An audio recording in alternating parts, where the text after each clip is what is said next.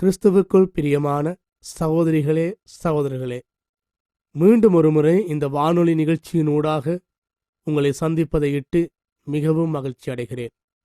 இந்த நாளிலே நாங்கள் சிலுவையும் நீதியும் என்பதை குறித்து சிந்திக்க உங்களை அழைக்கின்றேன்.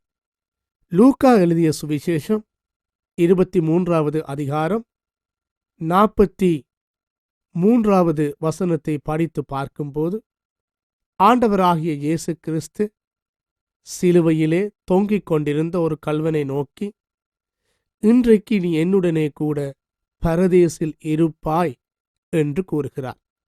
ஆண்டவராகிய இயேசு கிறிஸ்து அந்த கள்வனை நோக்கி, இன்றைக்கு என்னுடனே கூட நீ பரதேசில் இருப்பாய் என்று கூறுகின்றார். இந்த சிலுவை காட்சியை எங்கள் கண்களுக்கு முன்பதாக நாங்கள் கொண்டு வருகின்ற போது, சிறப்பாக மத்திய சிலுவையில் நித்திய கர்த்தராகிய இயேசு கிறிஸ்து தொங்கிக் கொண்டிருக்கிறார். 2 பக்கங்களிலும் 2 கள்வர்கள் அறையப்பட்டுள்ளார்கள்.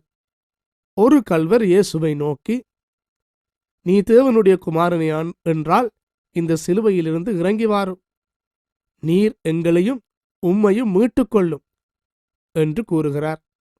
மறுபக்கத்திலே தொங்கிக் கொண்டிருக்கிற இன்னும் ஒரு கள்வன் மற்ற கள்வனை நோக்கி, நண்பனே, நாங்கள் சட்டப்படி தண்டிக்கப்படுகிறோம். நாங்கள் தண்டனை அனுபவிப்பதன் நோக்கமெல்லாம் நாங்கள் செய்த தவறுகளின் நிமித்தம் தண்டிக்கப்படுகிறோம். ஆனால் இந்த மனிதனோ எத்தகைய தவறுகளையும் செய்யவில்லை.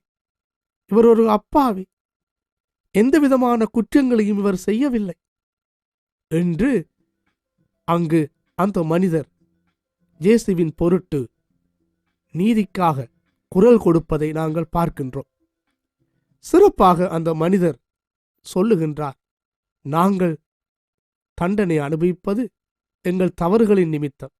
மாறாக இயேசுவோ எத்தகைய தவறுகளையும் அவர் செய்யவில்லை என்பதை அவன் எடுத்து கூறுகின்றான்.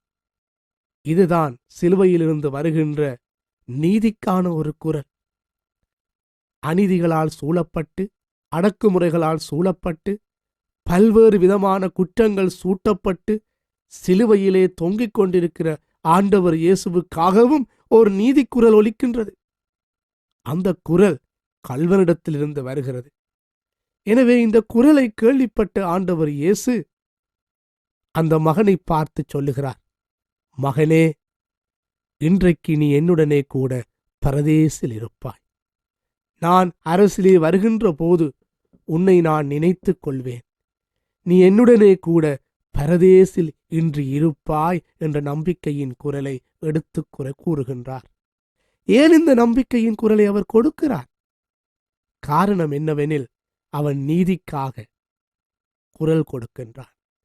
எது நீதி என்பதை அவன் தெளிவாக எடுத்து பேசுகின்றான்.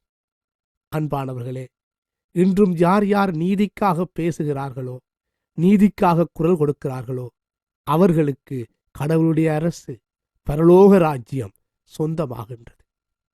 ஆண்டவர் இயேசுவினுடைய மரணத்தை எண்ணி பார்க்கின்ற போது, அங்கு அரசியலினதும் மதத்தினதும் அநீதியை எங்களால் கண்டுகொள்ள முடியும். அரசியலை எண்ணி பார்க்கின்ற போது பிலாத்து சொல்லுகின்றார், இயேசுவிடத்திலே எத்தகைய குற்றத்தையும் நான் காணவில்லை, இயேசுவிலே எத்தகைய குற்றத்தையும் நான் காணவில்லை என்று பிலாத்து கூறிய போதிலும் அங்கு இயேசுவை சிலுவை மரணத்திற்கு ஒப்புக் கொடுக்கிறார். இதுதான் அரசியல் செய்த சதி. இங்குதான் அரசியலின் தவறு வெளிப்படுகிறது. பிலாத்துவுக்கு நன்கு தெரியும், ஆண்டவர் இயேசுவிடத்திலே எத்தகைய குற்றங்களும் காணப்படவில்லை. என்றாலும் அவன் இயேசுவை கொலை குற்றத்திற்கு ஒப்புக் கொடுக்கின்றான், கொலைக்கு ஒப்புக் கொடுக்கிறான். காரணம் என்னவென்றால், பிலாத்துவை பொறுத்தவரையிலே 2 முக்கியமான தவறுகளை அவன் செய்திருந்தான். முதலாவதாக, ஜூதர்களுக்கு அவன் கிணறை வெட்டி கொடுக்க விரும்பியிருந்தான். ஜூதர்களுக்கு அவன் கிணத்தை வெட்டி கொடுக்கின்ற வேளையிலே அங்கு நிதி காணாமற் போக ஜூத திரைசேரியிலிருந்து அதிக பணத்தை பிலாத்து திருடி ஜூதர்களுக்கு கிணறை வெட்டி கொடுத்திருந்தான். எனவே திரைசேரியிலிருந்து பணம் திருடப்பட்டு விட்டது என்ற செய்தியை அறிந்த யூதர்கள் பிலாத்துவிடத்திலே இதை பற்றி விசாரிக்கப் போயிருந்தார்கள். அவ்வாறு பிலாத்துவிடத்திலே விசாரிக்கச் சென்ற ஜூதர்களை பிலாத்து கொலை செய்தான். இரண்டாவதாக, பிலாத்துவை பொறுத்தவரையிலே ரோம அரசனாகிய செசாரினுடைய ரூபத்தை தன்னுடைய நாணயத்திலே பதித்திருந்தான். பொதுவாக ரோம அரசனுடைய ரூபத்தை அவர்கள் தங்களுடைய நாணயங்களிலே பதிப்பதில்லை. ஆனால் இந்த விஷயத்திலே பிலாத்து தவறிவிட்டான். எனவே பிலாத்துவை பொறுத்தவரையிலே ஜூதர்களுடைய வெறுப்பையும் ரோமர்களுடைய வெறுப்பையும் அவன் சம்பாதித்திருந்தான். ஏனெனில் ஜூதர்கள் ஏனைய ஜூதர்களை, சிறப்பாக திரைசேரி பணத்தை களவெடுத்ததை கேட்கச் சென்ற ஜூதர்களை கொலை செய்ததனூடாக ஜூதர்களுடைய வெறுப்பையும், ரோம நாணயத்தை, சிசாரினுடைய ரூபத்தை நாணயத்திலே பதித்ததனூடாக ரோமர்களுடைய வெறுப்பையும் பிலாத்து சம்பாதித்திருந்தான். எனவே ரோமர்களுடைய ஆதரவையும் ஜூதர்களுடைய ஆதரவையும் பெற வேண்டுமையாகில் இயேசுவை கொலை குற்றத்திற்குள்ளாக்கி அவரை சிலுவையிலே மரிக்க ஒப்புக் கொடுக்க வேண்டும். அவ்வாறு செய்வதனூடாகவே அங்கே ஜூதர்களதும் ரோமர்களதும் செல்வாக்கை தன்னால் பெற முடியும் என்பதை உணர்ந்த பிலாத்து இயேசுவை சிலுவைக்கு அனுப்பினான். இதுதான் அரசியல் செய்த தவறு. அரசியல் மாத்திரமல்ல, மதமும் ஓர் தவற்றை புரிந்தது. மதத்தின் ஒளியிலும் தவறு நடைபெற்றிருக்கிறது. அது என்னவெனில், அங்கு இயேசுவுக்கு தேவதூஷணம் சொன்னான் என்ற ஒரு குற்றத்தை சுமத்தியிருந்தார்கள். கடவுளை தனக்கு சமமாக்கிக் கொண்டிருந்தான். ஓய்வு நாளிலே சிறப்பாக சுப ஆலயங்களிலே இவன் போதித்து சுகமளித்திருந்தான். மோசேயினுடைய நியாயப்பிரமாணத்தை கடைப்பிடிப்பது தவறு என்று கூறினான். இப்படியெல்லாம் தேவ நிந்தனை புரிந்தான் என்ற குற்றத்தை இயேசுவின் மீது சுமத்தியிருந்தார்கள். எனவே தேவ நிந்தனை புரிதலுக்கு அக்காலத்திலே கொடுக்கப்பட்ட தண்டனை லேவியராகம புஸ்தகத்தின்படி கல்லெறிந்து கொலை செய்தல். ஆனால் இயேசுவுக்கு கல்லெறிந்து கொல்லவில்லை. சிறப்பாக அப்போஸ்தலர் 7ஆம் அதிகாரத்திலே படித்து பார்த்தால் ஸ்தேவானை கல்லெறிந்து கொள்ளுகிறார்கள். ஆனால் இங்கே இயேசுவுக்கு கல்லெறியவில்லை. எனவே ஏன் அவரை சிலுவைக்கு அனுப்புகின்றார்கள் என்று பார்க்கின்ற போது அதுதான் மதம் செய்த தவறு. எனவே அரசியலும் மதமும் சேர்ந்து தவறு செய்தது.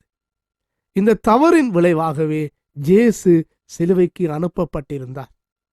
எனவே இதனை கள்வன் நன்கு அறிவான். எனவேதான் அவன் சொல்லுகிறான், நாங்களோ நியாயப்படி தண்டிக்கப்படுகிறோம். இந்த மனிதன் தண்டிக்கப்படுவது நியாயப்படி அல்ல, இது அநீதி. மதத்தினதும் அரசியலினதும் அநீதியின் நிமித்தமாக இந்த மனிதன் தண்டிக்கப்படுகிறான் என்று குரல் எழுப்புகின்றான். அந்த குரலை கேட்டு ஆண்டவர் சொல்லுகிறார், நீ இன்றைக்கு என்னுடனே கூட பரதேசில் இருப்பாய். அன்பானவர்களே, நாங்கள் வாழுகின்ற எங்கள் உலகிலே பல்வேறு விதமான வன்முறைகளும் பல்வேறு விதமான இடுக்கண்களும் அநீதி செயல்களும் அட்டூழியங்களும் பாலியல் துஷ்பிரயோகங்களும் நடைபெற்று கொண்டிருக்கின்றன. நீதிகள் மறுக்கப்படுகின்றன, மறைக்கப்படுகின்றன, புதைக்கப்படுகின்றன, புதைகுழி தோண்டப்பட்டு அடக்கம் செய்யப்படுகின்றன. இப்பேற்பட்ட ஒரு சூழலிலே சிலுவை எங்களை பார்த்து அழைக்கின்றது, நீதிக்காக குரல் கொடுங்கள். நீதிகள் மறைக்கப்படுகின்றன, மறுக்கப்படுகின்றன, நீதி அநீதியால் மேற்கொள்ளப்படுகின்றன. ஆனால் இப்பேற்பட்ட ஒரு சூழலிலேதான் அந்த கள்வன் மறுபடியும் எங்களை பார்த்து சொல்லுகிறார், நீதிக்காக குரல் கொடுப்பது மிக அவசியம். நீதிக்காக அவன் குரல் கொடுத்த போது ஆண்டவர் இயேசு அவனுக்கு பரலோக ராஜ்யத்தை உடனடியாகவே கொடுத்ததை பார்க்கிறோம். இன்றும் யார் யார் நீதிக்காக குரல் கொடுக்கிறார்களோ அவர்களுக்கு அதே அரசை ஆண்டவர் தர விரும்புகிறார். 2001 ஆண்டிலே நான் இலங்கை இறையியற் கல்லூரியில் மாணவனாக இருந்து வெளியேறுகின்ற நாட்களிலே சுயித் பிரசன்னா பெரேரா என்று சொல்லப்படுகிற SCMலே ஸ்டூடெண்ட் கிறிஸ்டியன் மூமெண்டிலே பணியாற்றி கொண்டிருக்கும் ஒரு சகோதரனை நான் கண்டேன். இவன் அக்காலத்திலே சிறப்பாக கட்டுநாயக்கா பிரதேசத்திலே உதவி சுங்க அதிகாரியாக அவன் கடமையாற்றிக் கொண்டு வந்தான். அங்கு பலவிதமான சீர்கேடுகளும் முறைகேடுகளும் நடைபெற்றன. குறிப்பாக அங்கு போதைப் பொருள் கடத்தப்படுகின்ற ஒரு சூழல் காணப்பட்டிருந்தது. எனவே போதைப் பொருள் கடத்தப்படுகின்ற போது அங்கு லஞ்சத்தை வாங்கி போதைப் பொருள் கடத்துபவர்களை இலவசமாக எத்தகைய பாதுகாப்பு சோதனைகளும் இல்லாமல் விடுதலை செய்யுமாறு உயர் அதிகாரிகள் சுயித் பிரசன்னா பெரேராவை கேட்டுக்கொண்டிருந்தார்கள். ஆனால் சுயித் பிரசன்னா பெரேராவோ அதற்கு அவன் செவிசாய்க்கவில்லை. அவன் தனது உயர் அதிகாரிகளை பார்த்து சொன்னான், இந்த போதை வஸ்துக்கள் மக்களுடைய வாழ்க்கையை அதிகம் சீர்கெடுப்பவைகள். இவைகளை நாங்கள் வெளியிலே விட்டுவிட்டால் மக்களுடைய வாழ்க்கை பாதிக்கப்பட்டுவிடும் என்றெல்லாம் அவன் பேசினான். ஆனால் அந்த அதிகாரிகளோ இவனுடைய குரலை கேட்கவில்லை. நாங்கள் சொல்லுவதை நீ செய், இல்லையென்றால் வேலையை விட்டு வெளியே போ என்று அதிகாரத்துடன் பேசினார்கள். இந்த வார்த்தைகளை எல்லாம் தன் உள்ளத்திலே வைத்து புலம்பிக் கொண்டிருந்த பிரசன்னா ஒரு முறை என்னை சந்தித்து தன்னுடைய வேதனைகளை எல்லாம் என்னோடு பகிர்ந்து கொண்டான். ஐயா, நான் என்ன செய்வதென்று தெரியாமல் தவிக்கிறேன் என்று கூறினார். நான் அவனை ஆறுதல் படுத்தி பொறுமையோடும் சிபத்தோடும் நீ செல்லுகின்ற பாதையிலே தொடர்ந்தும் செல் என்று அவனுக்கு நம்பிக்கை செய்தியை சொன்னேன். நாளொரு வண்ணமும் பொழுதொரு மேனியுமாக இவைகள் கடந்து போயின.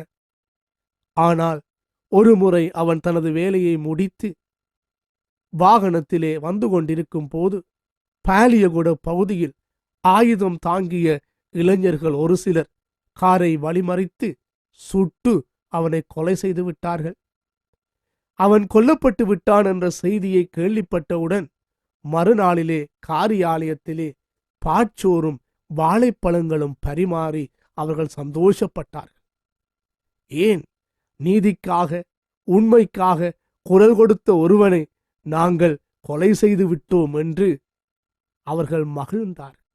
ஆனால் சுயித் பிரசன்னா பெரேரா தன்னுடைய பணிஸ்தலத்திலே, தன்னுடைய வேலை ஸ்தலத்திலே உண்மைக்காக நீதிக்காக அவன் தனித்து நின்றான். உண்மையையும் நீதிக்காகவும் குரல் கொடுத்தான். அவன் தவறோடு தவறை செய்ய அவன் விரும்பவில்லை. தவறுக்கு எதிராக அவன் குரல் கொடுத்து அவன் செயற்பட்டான். அண்மையிலே பிரபல்யமான ஒரு பாடசாலையிலே சிறப்பாக ஒரு அதிபர் அங்கு கல்வி கற்றுக்கொண்டிருந்த ஒரு சில மாணவிகளுடன் தகாத உறவிலே ஈடுபட்டிருந்தார். இத்தகைய உறவுகளை மாணவர்கள் கண்டித்திருந்தார்கள். இவைகள் தவறு என்று எடுத்து கூறியிருந்தார்கள். என்றாலும் அந்த அதிபர் மாணவர்களுடைய குரல்களுக்கு செவிசாய்க்கவில்லை. எனவே இவைகளை எல்லாம் பார்த்து கொண்டிருந்த ஒரு உயர்தர மாணவன் இதற்கு எதிராக கிளர்ந்தெழுந்தான். கிளர்ந்து எழுந்து அவன் பல்வேறு விதமான செயற்பாடுகளிலே ஈடுபட்டான். சிறப்பாக சுவரொட்டிகளை பாடசாலைகளிலும் ஆங்காங்கும் அவன் ஒட்டி கல்லூரியில் நடைபெறுகின்ற அநீதிகளை வெளிக்கொண்டு வர அவன் விரும்பினான். இதனாலே ஆத்திரமுற்ற அதிபர் அவனுக்கு எதிராக பல்வேறு நடவடிக்கைகளில் ஈடுபட்டிருந்தார். சிறப்பாக அவன் கல்வி பொது தராதர உயர்தர பரீட்சையிலே சித்திய தோற்றாதபடி அவனுடைய பெயரை அங்கு அந்த பதிவு தாளிலிருந்து விலக்கி இருந்தார். சிறந்த ஒரு மாணவன், மிகவும் பெயர் பெற்ற ஒரு மாணவன், பாடசாலைகளிலே அதிக மதிப்பெண்களை வாங்குகின்ற ஒரு மாணவன். இவனுக்கு இவைகளை பொறுத்து கொள்ளவே முடியவில்லை. இனி நான் என்ன செய்வேன்? பரீட்சையிலே என்னாலே தோற்ற முடியாது.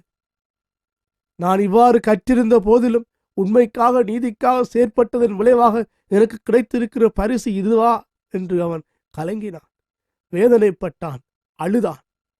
அவனாலே பொறுக்க முடியாமல் தன்னுடைய வாழ்க்கையை தானே தற்கொலை செய்து விட்டான். அன்பானவர்களே, இப்பேற்பட்ட பரிதாபமான ஒரு உலகிலேதான் நாங்கள் வாழ்ந்து கொண்டிருக்கிறோம். நீதிகள் மறைக்கப்படுகின்றன, உண்மைகள் மறைக்கப்படுகின்றன.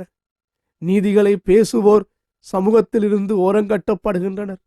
நீதிகளுக்காக குரல் கொடுப்போர், நீதிக்காக வேட்கையுடன் செயற்படுவோர் சமுதாயத்தை விட்டு நீக்கப்படுகின்றார்கள். இப்பேற்பட்ட ஒரு சூழலிலே வாழ்ந்து கொண்டிருக்கிற கிறிஸ்தவ சமூகத்திற்கு ஆண்டவராகிய இயேசு கிறிஸ்து மறுபடியும் ஒரு சவாலை தருகிறார். இதனைத்தான் சிலுவை தருகிறது. இதனைத்தான் சிலுவையின் ஆதராகிய இயேசு கிறிஸ்து சிலுவையிலிருந்து மொழிகிறார். இன்றைக்கு நீ என்னுடனே கூட பரதேசில் இருப்பாய். எனவே சிலுவை எங்களுக்கு சொல்லுகின்ற செய்தி, நீதிக்காகவும் உண்மைக்காகவும் யார் யார் செயற்படுகிறார்களோ அவர்களுக்கு கடவுளுடைய அரசு உரித்தாகின்றது. அன்று அந்த கள்வன் சிறப்பாக ஏனைய கள்வனையும் தன்னை சுற்றி வாழ்ந்திருந்த மக்களையும் நோக்கி, நாம் தண்டிக்கப்படுவது நியாயமானது. தன்னுடைய தவறை அவன் ஏற்றுக்கொள்கிறான். தன்னுடைய தவறு நியாயமானது என ஏற்றுக்கொள்கிறான். தான் தண்டிக்கப்படுவது நியாயமானது என ஏற்றுக்கொள்கிறான். தன்னுடைய குற்றத்தை அவன் ஏற்றுக்கொள்வதோடு மாத்திரம் நிறுத்தி கொள்ளவில்லை, குற்றமற்றவர்களுக்காக குரலையும் எழுப்புகின்றான். குற்றமற்றவர்களுக்காக அவன் எழுப்பிய குரல் அங்கு கேட்கப்படுகிறது.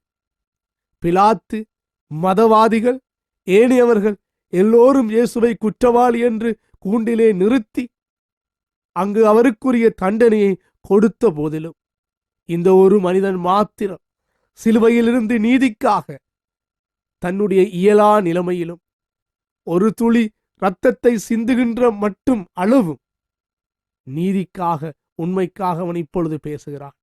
அந்த குரலை கேட்ட ஆண்டவர் அவனை நோக்கி, மகனே, நீ இன்றைக்கு என்னுடனே கூட பரதேசில் இருப்பா என்று கூறுகிறார். எனவே அன்பானவர்களே, இந்த குரல் எல்லாருக்கும் உரிய பொது குரல். ஒவ்வொருவரையும் பார்த்து ஆண்டவர் சொல்ல விரும்புகிறார், இன்றைக்கு நீ பரலோகத்திலே இருக்க விரும்புகின்றேனால் ஆகில் நீதிக்காக நீ செயற்பட வேண்டும், உண்மையோக்காக நீ செயற்பட வேண்டும், நேர்மையாக உனது காரியாலயத்திலே பணியாற்ற வேண்டும், உண்மைகள் மறைக்கப்படுகின்ற இடத்திலே உண்மைகளை வெளிக்கொண்டு வர பாடுபட வேண்டும். சுயித் பிரசன்னா பெரேராவைப் போல மற்றும் ஏனையவர்களைப் போல மறைக்கப்பட்ட உண்மைகளை, மறுக்கப்பட்ட உண்மைகளை வெளிக்கொண்டு வருவதற்கு நாங்கள் முற்படுவோம். நீதியின் கடவுளாகிய இயேசு கிறிஸ்து எங்களுக்கு பரலோக ராஜ்யத்தை தர விரும்புகிறார். ஜெபம் செய்வோம்.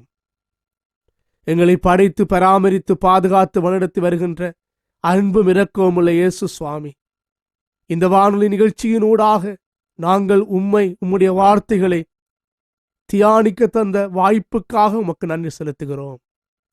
ஆண்டவரே, நீர் நீதியை விரும்புகின்றவர், உண்மையை விரும்புகின்றவர். நீதிக்காக பாடுபடுவோர் பேறு பெற்றோர், கடவுளுடைய ராஜ்யம் அவர்களுடையது என்று சொன்னவரே, அன்று அந்த கள்வன் நீதிக்காக குரல் எழுப்பினான். அவனுக்கு ஆண்டவரே, மகனே, இன்றைக்கு என்னுடனே கூட நீ பரதேசில் இருப்பாய் என்ற பாக்கியத்தை நீர் கொடுத்தீர். அதைப் போல நாங்களும் இந்த சிலுவையின் ஒளியிலே நீதிக்காக செயல்பட எங்களுக்கு உதவி செய்யும் ஆண்டவரே. நீதிகள் மறைக்கப்பட்டு, மறுக்கப்பட்டு, புதைக்கப்பட்டு விரும்பப்படாத ஒரு உலகிலே வாழ்ந்து கொண்டு வருகிறோம். இத்தகைய சூழலின் மத்தியிலும் நீதிக்காக செயல்பட எங்கள் கரங்களையும் எங்கள் கால்களையும் எங்கள் இதயங்களையும் நீர் ஊக்குவித்தருளும். இவைகளை செய்ய போகிறபடியால் உமக்கு நன்றி செலுத்துகிறோம்.